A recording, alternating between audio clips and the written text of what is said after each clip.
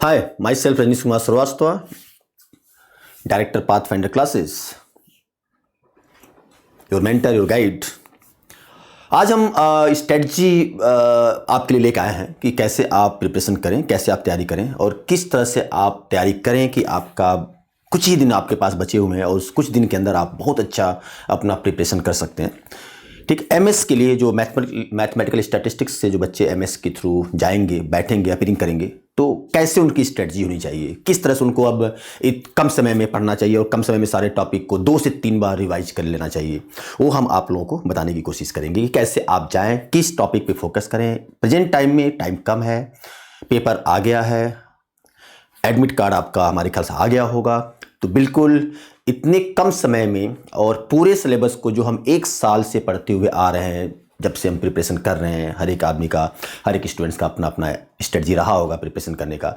और वो लोग सभी लोग जो अपने सारे सिलेबस को गोस थ्रू हो चुके हैं 1 बार, 2 बार, 3 बार, तो कम समय में कैसे पूरे सिलेबस को अपने हाथ में लेके आएँ, जिससे कि मेरा और आपका मतलब बेसिकली आपका एग्ज़ाम बहुत अच्छा हो और आप बिल्कुल क्रैक करें और फर्स्ट 10 में आपका रैंक हो। तो वो स्ट्रेटजी मैं बताऊंगा आपको।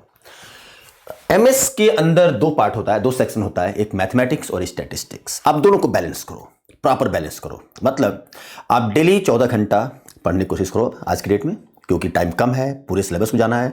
और आप अगर स्ट्रेटजी वाइज मेरे अकॉर्डिंगली जाएंगे तो डैम श्योर है कि आपका जो 30-40 डेज आपके पास बचे हुए हैं, उसके अंदर आप 2 से 3 बार अपने सिलेबस के थ्रू गोस थ्रू हो सकते हैं। अगर आपने सिलेबस सीन किया है, अगर आपने सिलेबस पढ़ा है, अगर आपने सिलेबस देखा है, तो बिल्कुल 2 से 3 बार आप गोस थ्रू हो जाएंगे और अच्छे से जाएंगे और आपका पेपर बहुत अच्छा होगा, मार्वलस होगा, बिल्कुल आपका सिलेक्शन होगा और कोई नहीं रोक सकता आपका सिलेक्शन का। तो थोड़ा सा मैं अपनी स्ट्रेटजी आप बताऊंगा, अगर आपको अच्छा लगेगा तो बिल्कुल लिखिएगा और लास्ट तक मेरे साथ जरूर बने रहिएगा, क्योंकि हम मार्किंग के अकॉर्डिंगली बताएंगे कि कैसे कैसे किस टॉपिक पर जाना चाहिए। तो बिल्कुल लास्ट तक आप मेरे साथ जुड़े रहिएगा और अगर आपको मेरी स्ट्रेटजी अच्छी लगी तो आप इसको जरूर फॉलो करिएगा। और 20 ईयर्स का एक्सपीरियंस है कंपटीशन में, तो इसलिए मैं आपको बताऊंगा कि किस तरह से आप जाएं। राइट, 2 सेक्शन हम कर लेते हैं। 2 सेक्शन आपका होता है, 1 is mathematics and 1 is statistics. Right, 40% आपका मैथमेटिक्स होता है, 60% स्टैटिस्टिक्स होता है। लेकिन मैं इसके अंदर एक चीज बताने की कोशिश करूंगा कि दोनों इक्वल होता है, दोनों इक्वल होता है। मैथमेटिक्स जितने परसेंट होता है उतने परसेंट स्टैटिस्टिक्स होता है। स्टैटिस्टिक्स के कुछ पार्ट हम मैथ में लेकर आएंगे और जनरली लोग बोलते हैं this is the mathematical statistics. Right, mathematical statistics मतलब स्टैट्स के अंदर भी मैथमेटिकल पार्ट ही होगा। राइट, ओके, चलिए तो हम एक सेक्शन कर देते हैं आपका ए और इस सेक्शन को कर देते हैं सेक्शन बी। 2 पार्ट में हम डिवाइड कर लेते हैं। राइट, सेक्शन ए में चलो हम मैथ को डाल देते हैं, सेक्शन बी में हम स्टैट को डाल देते हैं। तो सेक्शन ए में मैथमेटिक्स पार्ट, इसको हम मैथ्स कर देते हैं और सेक्शन बी में हम स्टैट्स को कर देते हैं। राइट, चलिए 1 बाय 1 हम लेकर चलते हैं। मैथमेटिक्स में सबसे पहले क्या पढ़ना चाहिए? स्टैट्स वालों को, एमएस वाले बच्चों को सबसे पहले आपको मैथ्स में मैट्रिसेस पढ़ना चाहिए। सबसे पहले सबसे इजी टॉपिक और बहुत अच्छा टॉपिक है और आपका 8 मार्क्स मतलब टोटल 40 मार्क्स का आता है, तो 8 मार्क्स के आसपास के क्वेश्चंस रहते हैं। तो सबसे पहला जो टॉपिक पढ़ेंगे आप इसमें मैट्रिसेस पढ़ेंगे, मैट्रिसेस पढ़ेंगे। राइट, बिल्कुल यहां पे आप मैट्रिसेस पढ़ेंगे। 2 पार्ट इक्वली लेके चलिएगा, बिल्कुल इक्वली चलिएगा, क्योंकि दोनों का इक्वल वेटेज है। मैं बताऊंगा दोनों का इक्वल वेटेज कैसे है। जनरली लोग ये बोलते हैं कि मैथमेटिक्स 40% है, स्टैट 60% है। नहीं, मैथमेटिक्स भी 50% है, स्टैट्स भी 50% है। मैं बताऊंगा कैसे मैथ 50% में जाता है, स्टैट्स 50% में जाता है। दोनों का इक्वल वेटेज है, इसलिए हम दोनों को इक्वल वेटेज देंगे। इधर आप मैट्रिसेस पढ़ेंगे और इधर इसके साथ स्टैट्स का एक टॉपिक आप पढ़ेंगे। बिल्कुल बिल्कुल प्रोबेबिलिटी स्टार्टिंग में नहीं पढ़ेंगे कभी भी, क्योंकि उसके क्वेश्चन कॉन्सेप्चुअल होते हैं, टाइम लगेगा और आप उसी में उलझे रह जाएंगे 5 से 10 नंबर के क्वेश्चन में और बाकी सारे टॉपिक आपके छूट जाएंगे। तो मैं बता रहा हूं आप कहां से स्टार्ट करेंगे। यहां पे आप सबसे पहले रैंडम वेरिएबल टॉपिक स्टार्ट करेंगे। रैंडम वेरिएबल,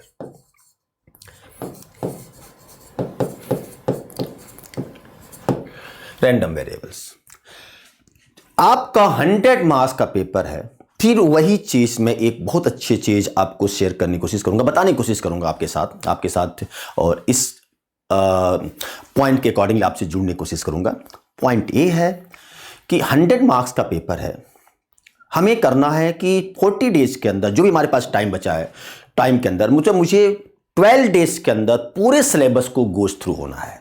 12 दिन के अंदर 12 डेज के अंदर पूरे सिलेबस की गोज थ्रू होने का मतलब हो गया कि हर दिन हमें 8 मार्क्स तैयारी करनी है। हर दिन, एवरी डे 8 मार्क्स तैयारी करने में हमें हर दिन 4 मार्क्स मैथमेटिक्स और 4 मार्क्स स्टैट्स की तैयारी करनी है।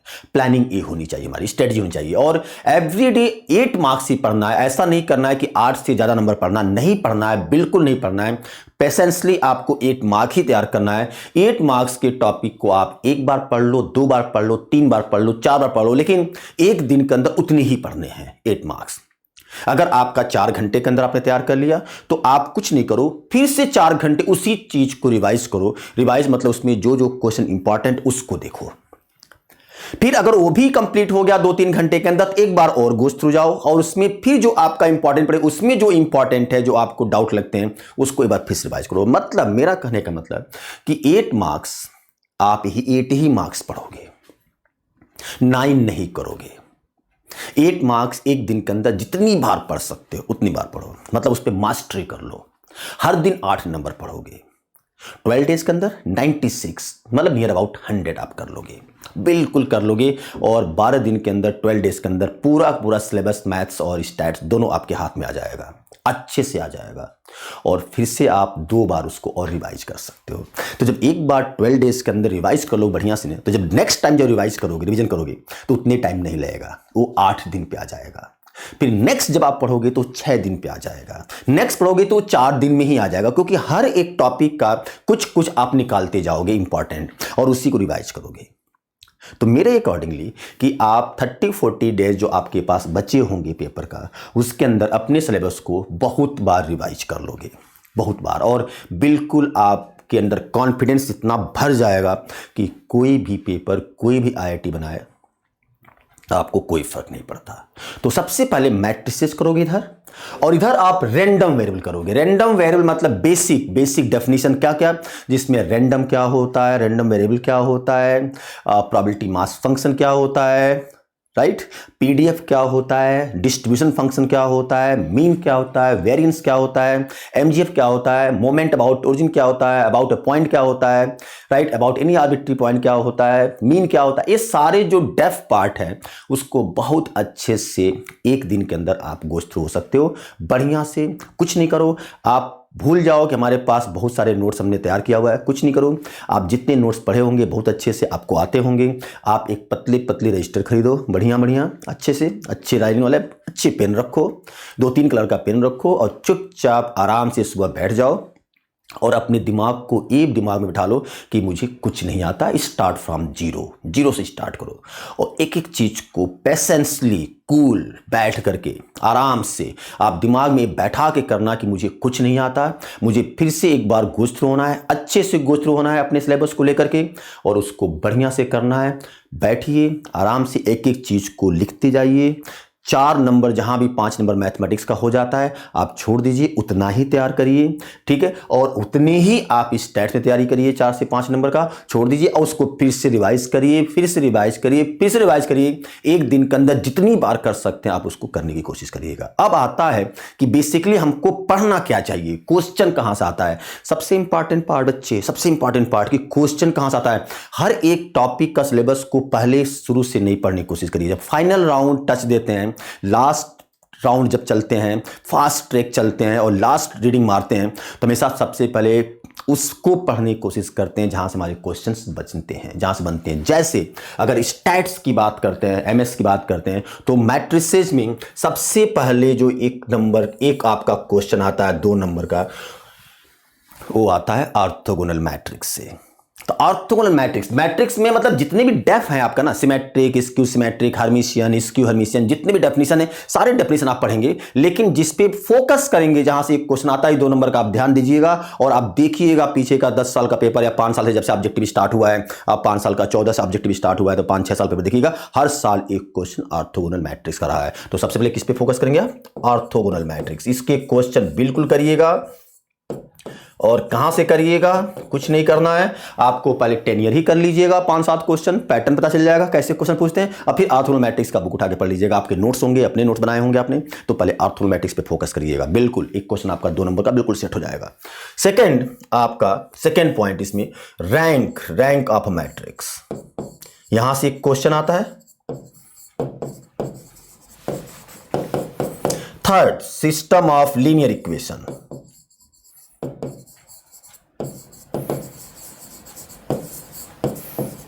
And fourth, eigenvalue and eigenvector.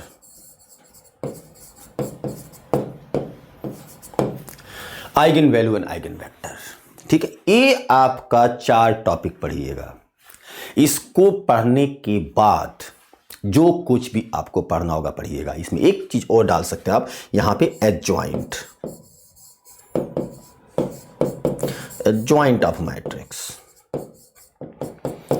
जब भी आप पढ़िएगा पहले इसको पढ़िएगा, इसके अलावा कुछ नहीं पढ़िएगा। पहले इसको पढ़ लीजिएगा, फिर एक बार पूरा सिलेबस मैट्रिसेस का आप गोस्ट हो जाइएगा, क्योंकि पेपर में क्वेश्चन यहां से आएगा। ये आपका खराब नहीं होना चाहिए, ये आपको बहुत अच्छे से आना चाहिए। इस पे वर्क करिएगा। अगर 5 टॉपिक है तो कम से कम 5 घंटे तो चाहिए बढ़िया से लिखने के लिए, बढ़िया से क्वेश्चन सेलेक्ट करने के लिए, बढ़िया से क्वेश्चन मेमोराइज करने के लिए 5 से 7 घंटे चाहिए। तो 5 से 7 घंटे इसको पढ़िएगा। और आपको ऐसा नहीं कि आपको पूरा पढ़ना है, आपको कितने तैयार करना है? 4 नंबर तैयार करना है। इसमें से 4 नंबर तैयार करना है। 8 नंबर का पेपर होता है, 8 नंबर आते हैं, 4 नंबर आपको तैयार करने हैं। मतलब कोई भी 2 या 3 टॉपिक आपको तैयार करना है एक दिन में, बढ़िया से तैयार कर सकते हैं, अच्छे से तैयार कर सकते हैं, क्वेश्चन खराब नहीं होगा पेपर में आपका, राइट। इधर जब आप आएंगे तो इसके अंदर कुछ नहीं करना है आपको। Random variable definition, then PMF probability mass function, then PDF, then CDF, then mean, variance, MGF, then moment. मतलब आपका तो सारे आपके डेफिनेशन, और पेपर उठा के आप देखेंगे ना तो आपका 3 नंबर का क्वेश्चन यहां से होता ही होता है।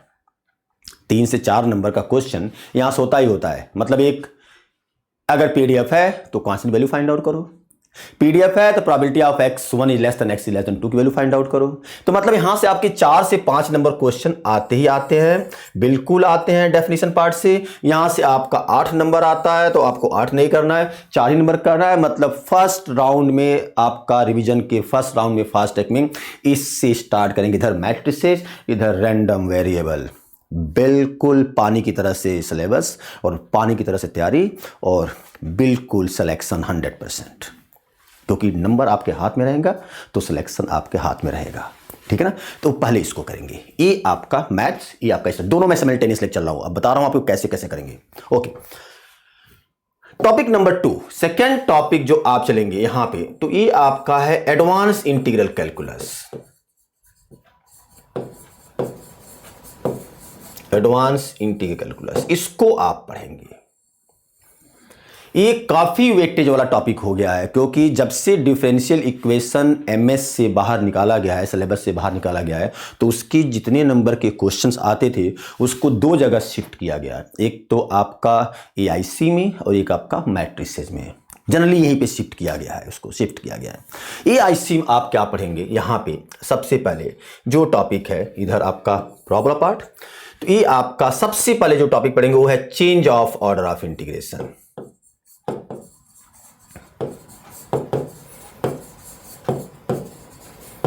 Change of order of integration, इसको आप पढ़ेंगे, अच्छे से पढ़ेंगे, टाइम देंगे। क्यों टाइम देंगे मैं बताऊंगा कि इसको क्यों बहुत इंपॉर्टेंट है आपके लिए। Change of order of integration क्यों इंपॉर्टेंट है, ठीक है। फिर आप इसके बाद से बिल्कुल वही डबल इंटीग्रल पोलर फॉर्म के टर्म्स में, फिर region bounded by triangle and tetrahedron,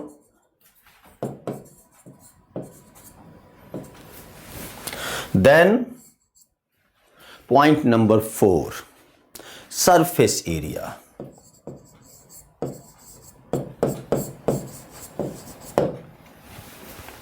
surface area और 3 चीज और बहुत इंपॉर्टेंट है, बहुत इंपॉर्टेंट है आपके लिए, जो हर साल क्वेश्चन रहता है पेपर में, हर साल, एवरी ईयर।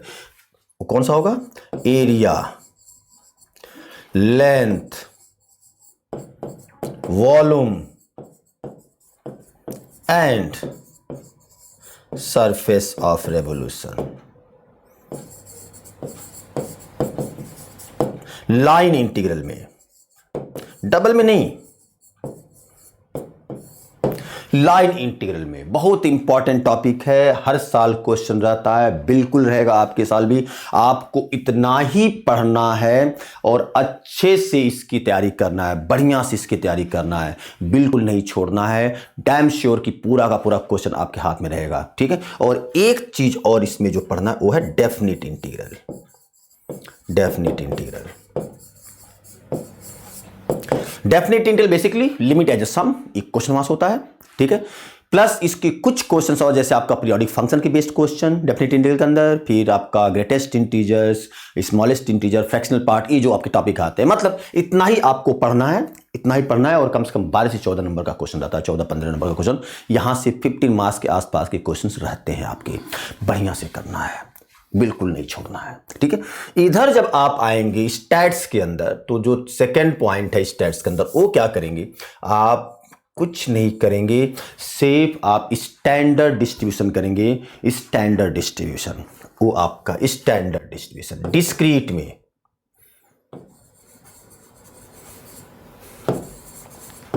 डिस्क्रीट के स्टैंडर्ड डिस्ट्रीब्यूशन, डिस्क्रीट, डिस्क्रीट वाले का, कंटिन्यूअस नहीं, सिर्फ डिस्क्रीट। इसके अंदर कौन कौन से टॉपिक आएंगे? इसके अंदर आपके टॉपिक आ जाएंगे बाइनोमियल, फिर पॉइजन, फिर ज्योमेट्रिक, फिर निगेटिव बाइनोमियल, राइट। ये एक आध और छूट जाएगा, आप देख लीजिएगा अपने सिलेबस का से। यहां से पेपर में जो क्वेश्चन आते हैं बड़े अच्छे क्वेश्चंस होते हैं। और स्टैटिस्टिक्स का दूसरा नाम होता है that is the bunch of formula. आपको सारे फार्मूला बहुत अच्छे से आना चाहिए, इसलिए रैंडम के जितने भी पॉइंट्स हैं, फार्मूलाज हैं, और जितने भी आप डिस्ट्रीब्यूशन पढ़ेंगे, सबके फार्मूला बहुत अच्छे से आपको आना चाहिए, बहुत अच्छे से। अगर आपके सारे फार्मूला आते हैं तो आप देखेंगे पेपर उठा करके, तो एक क्वेश्चन से 2 क्वेश्चन जो रहता है उसमें कुछ नहीं रहता है, किसी भी एक डिस्ट्रीब्यूशन का एमजीएफ दिया होता है उसको, और उस जो क्वेश्चन होता है उसको एमजीएफ का जो फार्मूला है, मतलब जिस डिस्ट्रीब्यूशन का वो क्वेश्चन है, उस डिस्ट्रीब्यूशन की फार्मूला से कंपेयर करना होता है, और कंपेयर करके उसकी मीन और वेरिएंस की वैल्यू निकालना होता है। यही आपका क्वेश्चन पूछता है। तो कुछ नहीं करना, इन सब की मीन, वेरिएंस, एमजीएफ, और छोटे छोटे क्वेश्चन। यहां से कोई भी डिफिकल्ट क्वेश्चन नहीं आता है, बिल्कुल एक एक नंबर के क्वेश्चन, छोटे छोटे क्वेश्चन होते हैं, जो आपके एक भी क्वेश्चन गलत नहीं होंगे। इसको आपको पढ़ना है, इसके क्वेश्चन करना है, इसकी मीन, वेरिएंस, एमजीएफ को याद रखना है, एक चीज आपको करना है। तो सेकेंड राउंड में, सेकेंड में आपको ये करना है, एडवांस डिफरेंशियल इंटीग्रल कैलकुलस और ये स्टैंडर्ड डिस्ट्रीब्यूशन। आपको पहले मैट्रिसेस पढ़ना मैथ में, फिर एआईसी पढ़ना, क्योंकि वैसे भी आपका अगर देखेंगे स्टैट्स के अंदर, तो एक भी थ्योरेटिकल टॉपिक नहीं है मैथमेटिक्स का, सारे एप्लीकेशन टॉपिक हैं। स्टैट्स के अंदर भी एक भी थ्योरेटिकल टॉपिक नहीं है, सारे एप्लीकेशन टॉपिक हैं। तो कहीं भी यहाँ पे थ्योरी की बात ही नहीं होती है, सारे एप्लीकेशन होते हैं। लेकिन उस एप्लीकेशन के अंदर भी किस टॉपिक को पहले लेके चलें, किसको पहले पढ़ें, क्योंकि इसके अंदर भी जो कुछ टॉपिक हैं जो आपके डेफिनेशन कॉन्सेप्ट बेस पे होते हैं, जैसे स्टेटमेंट पे होते हैं, थ्योरम्स के बेस होते हैं, जैसे सीक्वेंस है या एप्लीकेशन ऑफ एनालिसिस है, तो वो थोड़ा सा बाद में करते हैं। पहले बिल्कुल जो प्योर न्यूमेरिकल है उसको लेके चलते हैं। एप्लीकेशन है जैसे मैट्रिसेस पहले करिएगा, फिर एआईसी करिएगा, एडवांस इंटीग्रल कैलकुलस। ये आपका टॉपिक हो गया, point number 2। Point number 3, third point आप करेंगे इनफाइनाइट सीरीज। इनफाइनाइट सीरीज, ठीक है, ये आपका इनफाइनाइट सीरीज।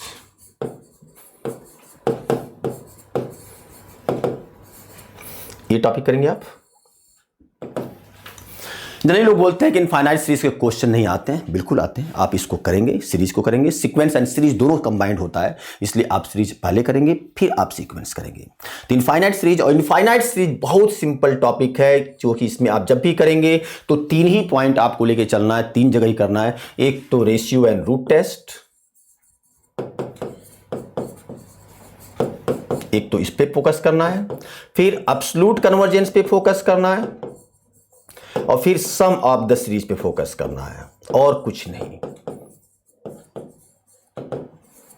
ये आपका सीरीज हो गया।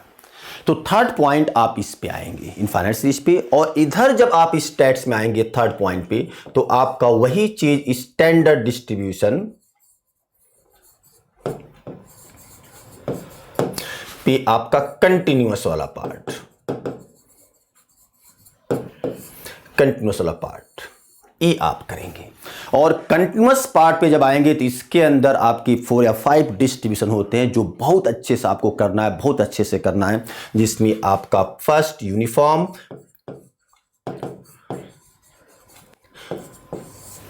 Right, second beta distribution, third gamma, fourth normal, fifth Cauchy, six exponential. Exponential बोलो या negative exponential, both are the same thing. ये आपको मैं मेन पॉइंट बता रहा हूं कि जहां से आपके क्वेश्चन आते हैं, सिलेबस नहीं बता रहा हूं आपको, मैं बता रहा हूं कि जहां से क्वेश्चन आते हैं उसको पहले टच करेंगे, पहले उसको पढ़ेंगे, उसके क्वेश्चन करेंगे, उसके कॉन्सेप्ट क्लियर करेंगे, बार बार उसको करेंगे, उसके बाद से कोई और टॉपिक करेंगे। तो ये आपका that is very very important. इसमें नॉर्मल बहुत इंपॉर्टेंट है, नॉर्मल बहुत इंपॉर्टेंट है, ठीक है। और इन दोनों को जब ज्वाइंट और कंटिन्यूअस को आप मिला देंगे तो लिमिटिंग केस आता है, that is the one of the most important. Limiting case आता है, लिमिटिंग केस। तो इसको हम नेक्स्ट में करेंगे, अभी इसको छोड़ देते हैं। तो पॉइंट नंबर 1 आप पहले मैट्रिसेस पढ़ेंगे, point number 2 advance integral calculus पढ़ेंगे, पॉइंट नंबर 3 इनफाइनाइट सीरीज पढ़ेंगे, और इधर आपका पॉइंट नंबर 1 स्टैट्स में पहले आप रैंडम पढ़ेंगे, पॉइंट नंबर 2 आप स्टैंडर्ड डिस्ट्रीब्यूशन डिस्क्रीट का पढ़ेंगे, point number 3 standard distribution continuous का पढ़ेंगे। ये आपका थर्ड टॉपिक हो गया। पॉइंट नंबर 4 टॉपिक मैं थोड़ा सा अलग करूंगा, सीक्वेंस अभी नहीं डालूंगा क्योंकि थोड़ा सा थ्योरेटिकल है, उसको बाद में चलेंगे। इसके एडवांस डिफरेंशियल कैलकुलस, एडवांस, और एडवांस से पहले एक छोटा सा और टॉपिक है जो बहुत इजी है, थोड़े से 2-3 फार्मूला पे पूरा चैप्टर आपका कवर हो जाता है। The function of 2 variable, function of 2 variables. इसको आप जरूर पढ़ लीजिएगा, क्वेश्चन आए या नहीं आए, that is the very very very important topic. एक क्वेश्चन पूछ सकता है फंक्शन ऑफ 2 वेरिएबल्स में, एक क्वेश्चन सिलेबस का पार्ट नहीं होता है, ठीक है, पहले था, हो सकता है, एक बार फिर से इसको गो थ्रू कर लीजिएगा। छोटा सा है, कुछ करना नहीं है, और बिल्कुल आपको सिर्फ ये करना है इसमें आपको लिमिट, कंटिन्यूटी, डिफरेंशिएबिलिटी,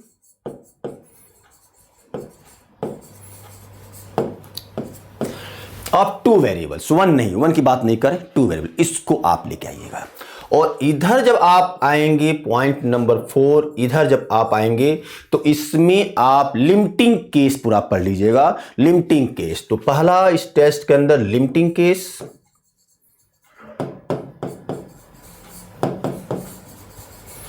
देन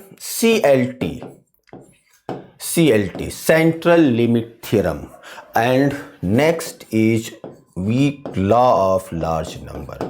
आप इस टॉपिक को पढ़ेंगे, राइट। तो अगर इतना आपका कवर हो गया, रैंडम कवर हो गया, स्टैंडर्ड डिस्ट्रीब्यूशन आपका डिस्क्रीट कवर हो गया, स्टैंडर्ड डिस्ट्रीब्यूशन आपका कंटिन्यूअस कवर हो गया, CLT weak law of large number cover हो गया, लिमिटिंग केस बाइनोमियल का आपका पॉइजन, नॉर्मल जो भी आपका वो सारा कवर हो गया, तो काफी हद तक आपका प्रोबेबिलिटी का पार्ट, स्टैट्स का पार्ट कवर हो गया। मतलब एक स्टैंडर्ड डिस्ट्रीब्यूशन के जितने भी टॉपिक बनते हैं सारे आपने कवर कर लिए। और इधर मैथमेटिक्स का आपने क्या कवर कर लिया, आपने मैट्रिसेस कवर कर लिया, एडवांस इंटीग्रल कैलकुलस कवर कर लिया, इनफाइनाइट सीरीज कर लिया, फंक्शन ऑफ 2 वेरिएबल कर लिया। ठीक है। अब आता है next point number 5। Point number 5 math का जो आपका है वो आप क्या करेंगे, advance differential calculus application part है। तो इसको पहले करिएगा क्योंकि यहां से मैक्सिमम क्वेश्चन आजकल पूछ रहा है, 10 से 12 नंबर का क्वेश्चन सिर्फ यहां से आ रहा है। वो कौन सा है, advance differential calculus, advance differential calculus, या इसको आप बोल सकते हो application of analysis, right, application of analysis. इसमें क्या करना है, इसमें जो आपका क्वेश्चन है बिल्कुल आप पेपर उठा देखिएगा, बिल्कुल सेट क्वेश्चन है। कहां कहां से, पहला लिमिट कंटिन्यूटी डिफरेंशिएबिलिटी, तो लिमिट करिए, कंटिन्यूटी करिए, डिफरेंशिएबिलिटी करिए ऑफ वन वेरिएबल,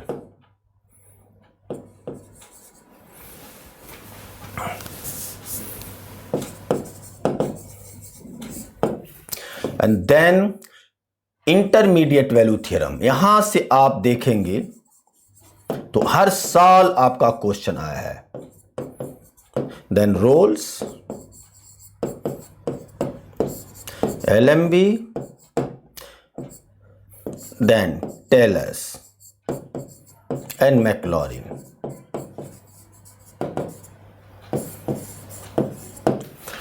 इतना आपको करना है। टाइम लीजिएगा इस पे बिल्कुल, क्योंकि यहां से आपसे 10 से 12 नंबर का क्वेश्चन रहता है, बिल्कुल रहता है, छोड़िएगा नहीं, अच्छे से इसको लेके चलिएगा। यहां पे ये पॉइंट नंबर 4 एक बार मैं फिर से गोष्ट हो जाऊंगा कि कैसे कैसे आप चलेंगे। और यहां पे जो पॉइंट नंबर 5 है स्टैट्स के अंदर, स्टैट्स के अंदर ये आप यहां पे क्या करेंगे, यहां पे क्योंकि मैंने स्टैंडर्ड डिस्ट्रीब्यूशन का सारा पार्ट बता दिया, डिस्क्रीट भी बता दिया, कंटिन्यूस भी बता दिया, CLT vehicle of large number भी बता दिया।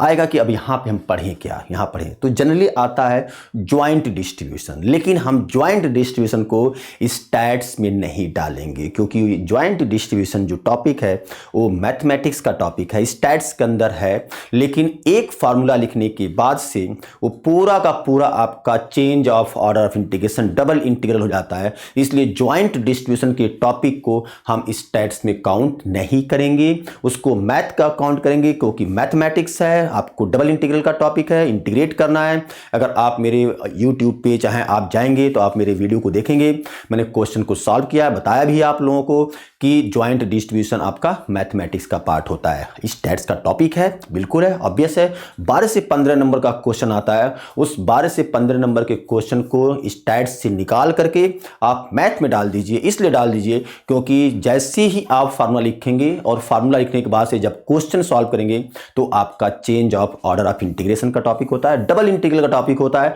आपको मैथ्स में आना पड़ेगा क्योंकि जब तक डबल इंटीग्रल और change of order of integration का कॉन्सेप्ट आपको नहीं आता है आप ज्वाइंट डिस्ट्रीब्यूशन नहीं कर पाएंगे। तो ज्वाइंट डिस्ट्रीब्यूशन को स्टैट्स से हटाइए, उसको मैथ में डाल लीजिए। और यहां पे जो स्टैट्स का टॉपिक है वो आप मेथड ऑफ मोमेंट्स करेंगे, मतलब मेथड ऑफ मोमेंट्स, इनफेरेंस करेंगे, इनफेरेंस। और इनफेरेंस के अंदर जो टॉपिक है वो करेंगे method of moments, method of moment. और दूसरा चीज अनबायस्डनेस, ठीक है, मतलब maximum likelihood estimator, maximum likelihood estimator, ठीक है, ये करेंगे आप। मतलब इन्फेरेंस का दो टॉपिक, एक आपका एस्टिमेशन और एक आपका हाइपोथेसिस। तो एस्टिमेशन के अंदर आप मेथड ऑफ मोमेंट और मैक्सिमम लाइक्लीहुड अनबायस्ड आप वो करेंगे, मेथड ऑफ मोमेंट्स करेंगे, मैक्सिमम लाइक्लीहुड करेंगे, ये आपका टॉपिक करेंगे। अनबायस्ड भी लिख लो आप, अनबायस्ड, अनबायस्ड, राइट। तो ये 3 टॉपिक आप करेंगे, इन्फेरेंस करेंगे और इन्फेरेंस का क्या करेंगे, आपका एस्टिमेशन करेंगे, ठीक है। इस पे टाइम देंगे, इस पे आप टाइम देंगे। अब आएगा पॉइंट नंबर 6। तो पॉइंट नंबर 6 जो ये है बेसिकली स्टैट्स का टॉपिक है, स्टैट्स का टॉपिक है, लेकिन इसको हम मैथ में काउंट करेंगे क्योंकि ये टोटल डबल इंटीग्रल है स्टैट्स का एक फार्मूला लिखने के बाद, and that is called joint distribution. Joint distribution that is the topic of stats, but in mathematics, क्योंकि पूरा का पूरा डबल इंटीग्रल होता है। आप देखिएगा, और जिनको डबल इंटीग्रल नहीं आता है, मैथमेटिक्स का एडवांस इंटीग्रल कैलकुलस वाला पार्ट नहीं आता है, change of order of integration नहीं आता है, डबल इंटीग्रल कैसे करते हैं वो नहीं आता है, तो ज्वाइंट डिस्ट्रीब्यूशन नहीं हो पाएगा उनसे। तो ज्वाइंट डिस्ट्रीब्यूशन में पूरा बिल्कुल एक टॉपिक ही है, तो इसमें हम कोई पॉइंट मेंशन नहीं करेंगे, बिल्कुल फार्मूला है। इसमें कौन कौन से करने हैं आपको, इसमें आपको मीन फाइंड आउट करना है, वेरिएंस फाइंड आउट करना है, एमजीएफ फाइंड आउट करना है, कोरिलेशन कोफिशिएंट फाइंड आउट करना है, रेग्रेशन कर्व फाइंड आउट करना है। ये सारी चीजें आपको फाइंड आउट करना है, और सिर्फ फार्मूला है और एक ही क्वेश्चन आप लिखो, उसी क्वेश्चन का सब कुछ फाइंड आउट कर लो। एक क्वेश्चन में पूरा का पूरा कॉन्सेप्ट आपका क्लियर हो जाएगा। एक ही क्वेश्चन के अंदर 2 क्वेश्चन उठाइए और उसका सब कुछ फाइंड आउट कर लिया। 8 से 10 फार्मूला है, वो सारे आप फाइंड आउट कर लिए 2 क्वेश्चन पे, आपका फंडा clear, concept clear, question clear, कुछ भी आपको पढ़ने की जरूरत नहीं पड़ेगी। तो इसको मैथ में हम डाल के चलते हैं। और इधर पॉइंट नंबर 6 आप चलेंगे तो क्या चलेंगे, आप वही चीज एस्टिमेशन जो आपने पीछे भी पढ़ा था, उसी चीज को दोबारा पढ़ेंगे, एस्टिमेशन, राइट। इन्फरेंस का टॉपिक एस्टिमेशन, उसी method moment, maximum likelihood, unbiased, ठीक है, क्राइम जो आपका है रूल, वो चीज मतलब जो भी आपका है वो चीज आप लेके आएंगे, इसको पढ़ेंगे, ठीक है। Point number 7, that is the very very important topic in mathematics. आजकल खूब क्वेश्चन पूछ रहा है स्टैट्स में इससे, और स्टार्टिंग का 1 2 3 क्वेश्चन आप देखोगे, फर्स्ट का मैथमेटिक्स का पार्ट तो जनरली आपका यहीं से रहता है। सीक्वेंस आपको पढ़ना है, और सीक्वेंस में भी ऐसा नहीं कि आपको बहुत ज़्यादा जगह पे जाता है क्वेश्चन पूछने के लिए, बहुत जगह पे नहीं जाता है। 2-3 पॉइंट है, 2-3 जगह है जहां से आपका क्वेश्चन पूछता है। आप भी वही चीज करिएगा। क्या क्या करेंगे, that is monotonically increasing and decreasing sequence, then question based on 5 theorems. ये 5 थ्योरम कौन कौन से हैं, ये थ्योरम आपका है Cauchy theorem, Cauchy first theorem on limit, फिर Cauchy second theorem on limit, फिर आपका स्क्वीज थ्योरम। ऐसे करके आपके 5 थ्योरम्स हैं, उस पे बेस्ड क्वेश्चन, और एक आपका लिमिट पॉइंट कैसे फाइंड आउट करते हैं, दैट इज बीडब्ल्यू थ्योरम। और एक ये भी पढ़ लीजिएगा क्योंकि पूरा सीक्वेंस पढ़ रहे हैं, तो लिमिट सुपीरियर एंड इंफीरियर। लेकिन जो पेपर होता है वो मेनली यहां से और यहीं से होता है। ये आपको बहुत अच्छे से आना चाहिए, बहुत अच्छे से आना चाहिए। तो एक आपका लास्ट टॉपिक आपका कौन सा है, सीक्वेंस है, और एक टॉपिक और आएगा उस बताऊंगा आपको। यहां पे आपका पॉइंट नंबर 7, अभी आप एस्टिमेशन को ही पढ़िएगा, क्योंकि एस्टिमेशन आपका 12 नंबर का टॉपिक है, राइट, ठीक है, राइट।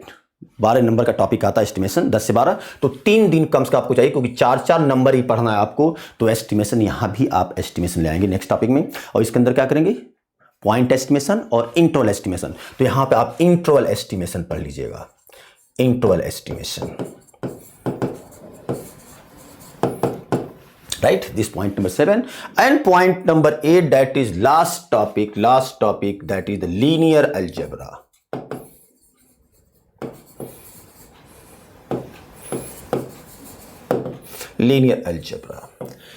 लीनियर अलजेब्रा अगर हम बात करते हैं स्टैट्स की, तो आप देखेंगे आपके सिलेबस में सिर्फ एक टॉपिक डाला हुआ है, matrix of linear transformation, dependent, independent, ये 2-3 टॉपिक डाला हुआ है। लेकिन मैट्रिक्स ऑफ लीनियर ट्रांसफॉर्मेशन तक पहुंचने के लिए आपको बेसिस आना चाहिए, डायमेंशन आना चाहिए, ये सब कुछ आना चाहिए। मतलब एक टॉपिक अगर हम direct matrix of linear transformation करें तो क्वेश्चन हम नहीं कर पाएंगे, फंस जाएंगे, क्योंकि उसके अंदर बेसिस भी आता है, डायमेंशन भी आता है, बहुत सारी चीजें आ जाती हैं, सब स्पेस आ जाता है, सब कुछ आना चाहिए, इंडिपेंडेंस, ये सब कुछ आपको आना चाहिए। तो मतलब ये हो गया कि आप सारा कुछ पढ़ेंगे, लेकिन थोड़ा थोड़ा पढ़ेंगे, एप्लीकेशन पढ़ेंगे, बहुत डीपली नहीं जाएंगे जैसे मैथमेटिक्स वाले जाएंगे, उतना डीपली जाने की जरूरत नहीं है। लेकिन हाँ, पढ़ना तो आपको सब कुछ है। तो क्या क्या पढ़ेंगे इसके अंदर, सब स्पेस जो आप पढ़ेंगे, देन लीनियरली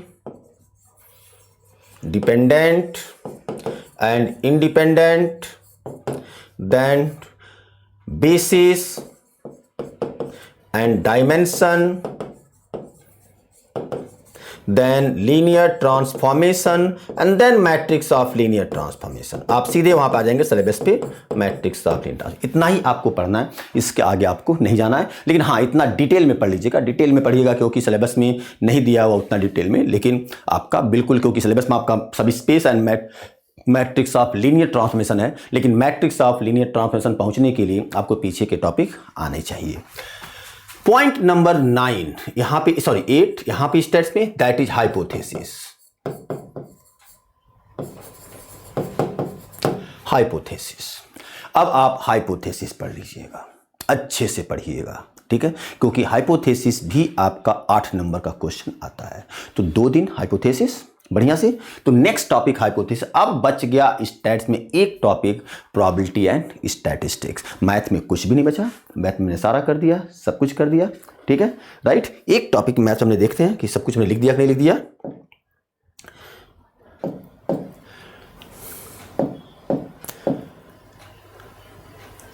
लिख दिया मैंने,